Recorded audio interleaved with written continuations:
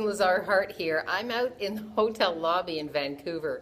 I'm at a 2-3 with Gary Douglas in Access Consciousness, and I didn't want to disturb my roommates, but I wanted to get to the questions that you asked me from the last Google Hangout. A lot of them had to do with business, and a lot of them had to do with relationships. So let's go with this first one, and I think you might find that it actually kind of covers a lot of the questions that you've been asking. So here we go.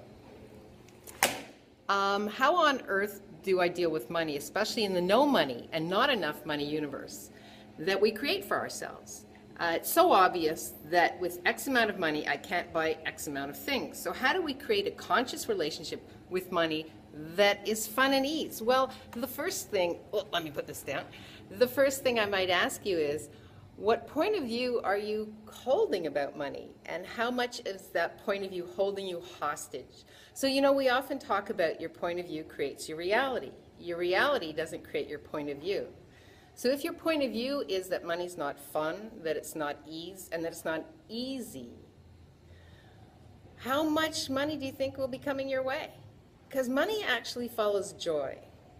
And if we're asking to be in the party of consciousness, which includes everything with no judgment, do you think you're actually being in total allowance of money showing up and contributing to you?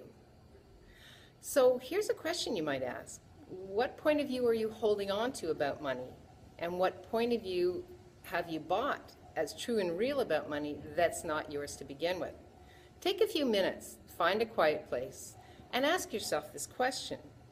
What point of view did your parents have about money? What point of view did they have about business? And what point of view did they have about relationships? You might find that they were very similar.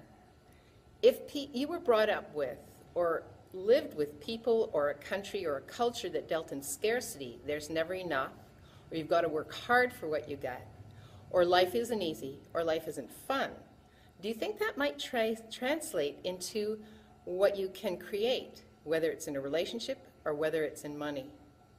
And one of the most important things I'd like you to sit and be with is, if you were living your life today, if you were creating just for you, for today, what would that look like? And the reason why I say just for you is we often have a point of view, especially about money and relationships, that we're required to live them for someone else. We're required to generate and create money for someone else. Well, what if you live from the kingdom of we, and not the kingdom of them, and not the kingdom of I? The kingdom of them is that you have to generate and create and live your life or create money for someone else.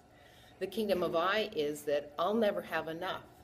Well, would you be willing to receive the contribution of everyone around you? And would you be willing to ask your money to start contributing to you? So I hope this gives you a little bit of awareness, a little bit of assistance, a little bit of something you can play with. I'd love to hear from you. So let me know. And see you at the next Google Hangout. Thank you.